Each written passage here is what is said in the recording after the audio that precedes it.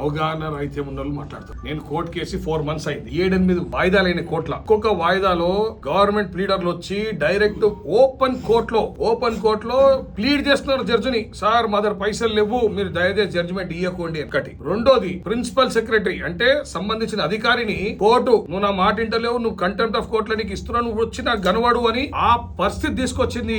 ఇంకా అవగాహన లేకుండా మాట్లాడితే వాళ్ళని ఎవరు క్షమించలేరు ప్రజలు.